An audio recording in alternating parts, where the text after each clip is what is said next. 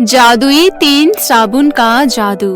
ये कहानी दो जुड़वा बहनों की है, निशा और सोना की। दोनों थी तो जुड़वा, लेकिन दोनों में जमीन आसमान का अंतर था। निशा दिखने में बहुत ही सुंदर थी, उसे अपनी सुंदरता पर बहुत घमंड था। वही सीधी साधी सोना अपनी बहन निशा की तरह सुंदर बिल्कुल भी नहीं थी। उसका रंग काला था। निशा सोना के रंग रूप का बहुत मजाक उड़ाया करती थी, यहाँ तक कि निशा अपनी बहन सोना से सीधे मुंह बात भी नहीं करना पसंद करती थी।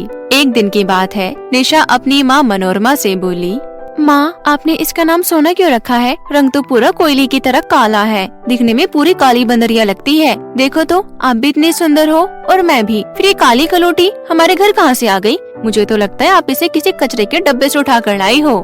निशा, बहुत हुआ, चुप कर। सोना बेटिया तेरी सगी बहन है, आइंदा से ऐसा मत कहना। रंग काला हो या गोरा, इंसान का मन सुंदर होना चाहिए। और मुझे पता है मेरी बेटी सोना का मन बहुत ही सुंदर है। माँ, अब जब देखो इसकी तारीफ करती रहती हैं, लेकिन मेरी नहीं, जैसे मैं तो आपकी सौतेली बेटी हूँ ना। नहीं बेटी, ऐसी बात नहीं है, तुम दोनों ही मेरी आँखों का तारा हो। अगर ऐसी बात है माँ, तो जल्दी से मुझे कुछ पैसे दे दो, मुझे शॉपिंग करने जाना है। अच्छा ठीक है, लेकिन तुम सोना बिटिया को भी अपने साथ शॉपिंग करने ले जाना, उसका भी बड़ा मन करता है बाहर घूमने का। माँ के कहने पर निशा बेमन सोना को भी अपने साथ शॉपिंग करने ले गई। तभी रास्ते में निशा बोली, माँ ने इस काली कलोटी को मेरे साथ भेजकर अच्छा नहीं किया, अब सब लोग मेरा मजाक उड़ाएंगे। निशा, ये तू क्या कह रही है? तू हमेशा मुझसे कटी कटी क्यों रहती है? चुप कर, मुझे तुझसे कोई बात नहीं करनी, समझी? ये कहते हुए निशा बड़बड़ाते हुए जल्दी जल्दी अपने कदम बढ़ाने लगी। तभी उन दोनों बहनों को देख वहाँ खड़ी कुछ औरतें हंसते हुए बोली, देखो कमला बहन, इन दोनों जुड़वा बहनों में कितना जमीन आसमान का फर्क है। एक तो दूध की तरह सफेद है और दूसरी कोयले की तरह काली। ऐसा लगता है सफेद हंस के साथ काला कौवा चल रहा है। पता नहीं इस काली कलोटी के साथ शादी कौन करेगा, लेकिन जिस घर में ये शादी करके जाएगी वहाँ तो घनघोर अंधेरा ही हो जाएगा। ये कहते हुए सभी औरतें जोर जोर से हंसने लगी। उन लोगों की बात सुन निशा मन ही मन बोली, इस काली कलोटी की वजह से मुझे लोगों की बातें सुननी पड़ रही है और मेरा बिल्कुल मन नहीं है शॉपिंग करने जाने का। इस काली कलोटी के साथ तो मैं बिल्कुल भी नहीं जाऊंगी। फिर निशा उल्टे पाँव घर की ओर जाने लगी और घर पहुँचकर माँ से बोली, माँ, कहाँ हो आप? जल्दी बाहर आओ। अरे निशा, सोना, तुम दोनों तो बड़ी जल्दी शॉपिंग करके आ गई। माँ, हम शॉपिंग करने गए ही नहीं, बल्कि आधे रास्ते से ही वापस लौट आई हैं। पर क्यों, क्या हुआ? होना क्या है माँ, इस काली कलोटी के साथ कहीं नहीं जाऊंगी मैं। इसकी वजह से आज मेरी कितनी इंसल्ट हुई है। मुझे कोई शौक नहीं है अपनी इंसल्ट करवाने का। निशा, तुम्हारी इंसल्ट किसने की? वहाँ तो सभी औरतें मेरे रंग रूप का मजाक उड़ा रही थीं। वो सब तो मुझे काला कौवा कह रही थी, मुझे कोयला कह रही थी। जब वो औरतें मेरा मजाक उड़ा रही थी तो मुझे कैसा लग रहा था तुम क्या समझोगी? कभी तुम्हारा किसी ने मजाक नहीं उड़ाया ना, क्योंकि तुम तो सुंदर हो। हाँ, क्योंकि सबको सुंदर लोग ही पसंद आते हैं, बदसूरत और काले इंसान को कोई पसंद नहीं करता, इसलिए तुझे भी कोई पसंद नहीं करता, समझी काली बंदरिया।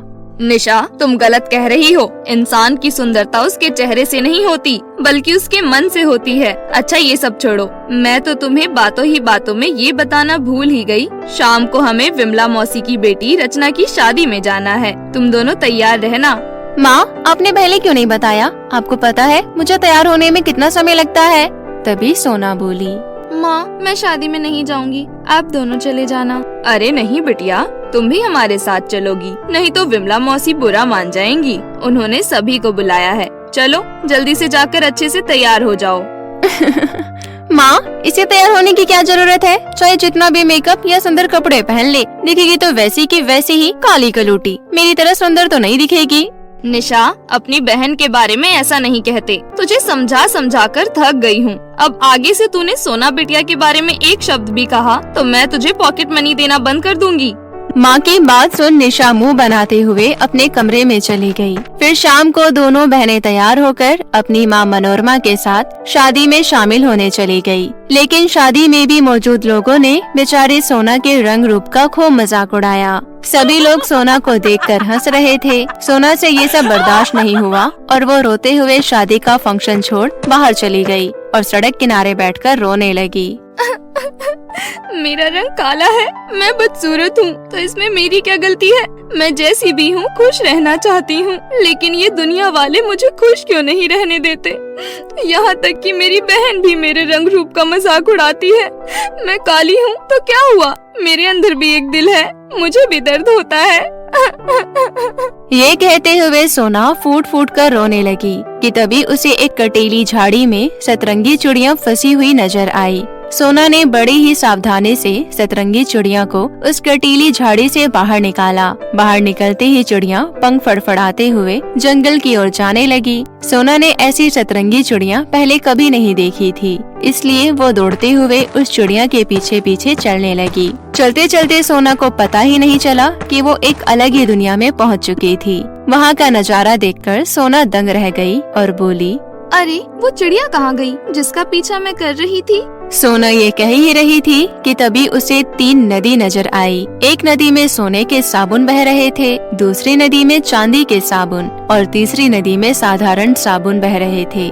साबुन की 3 अद्भुत नदियाँ देखकर सोना हैरानी से बोली, अरे ये नदियाँ तो साबुन की हैं। मैंने ऐसी नदियाँ पहली बार देखी हैं। मैं कहाँ पर आ गई, मुझे तो कुछ समझ ही नहीं आ रहा है। मुझे यहाँ से वापस जाना चाहिए।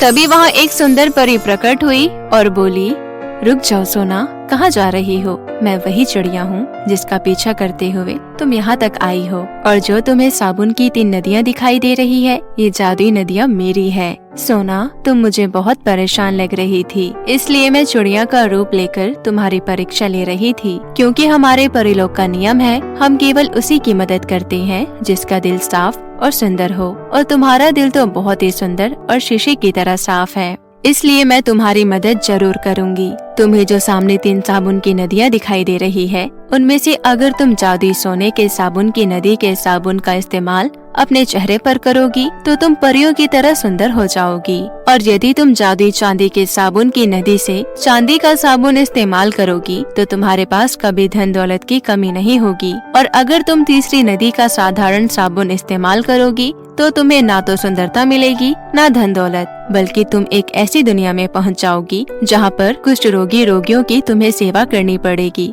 लेकिन तुम्हें उसके बदले कुछ नहीं मिलेगा। अब फैसला तुम्हें करना है कि तुम्हें कौन सी नदी का साबुन चुनना है।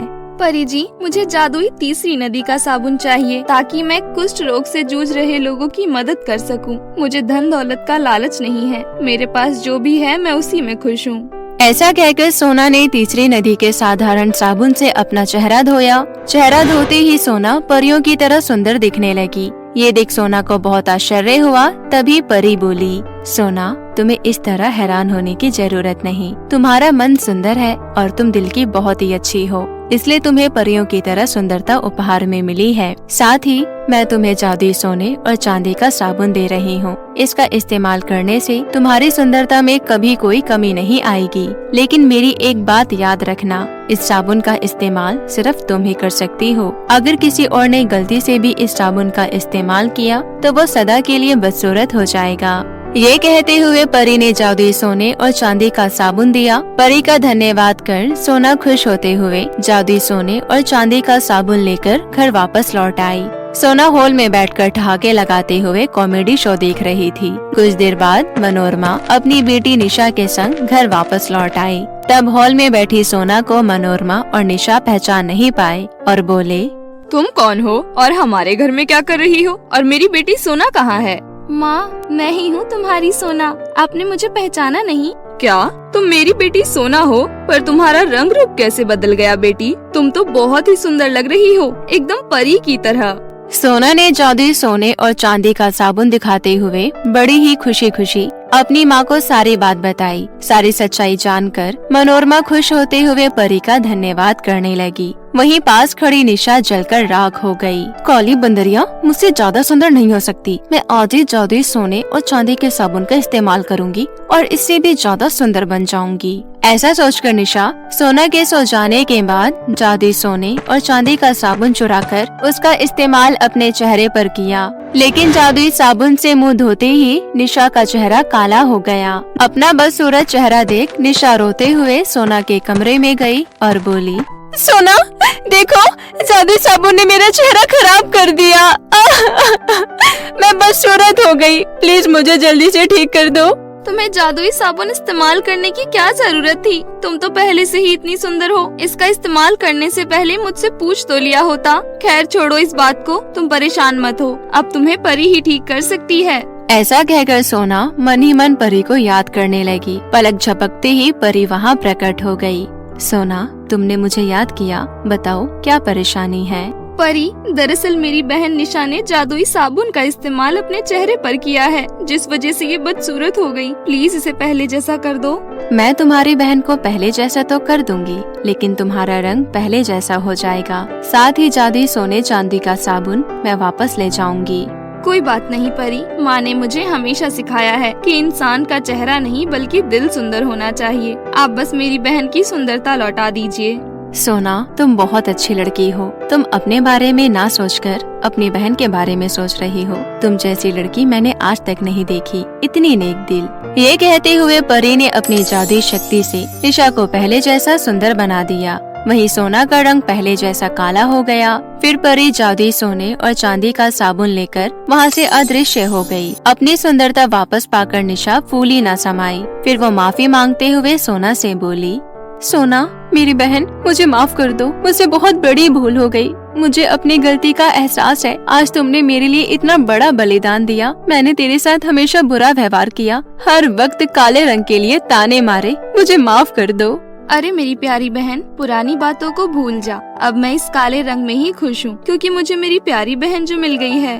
बहन, अब तुम्हें कोई भी काले रंग के लिए कुछ नहीं कहेगा। अगर किसी ने कहा तो मैं उसका मुंह नोच लूंगी।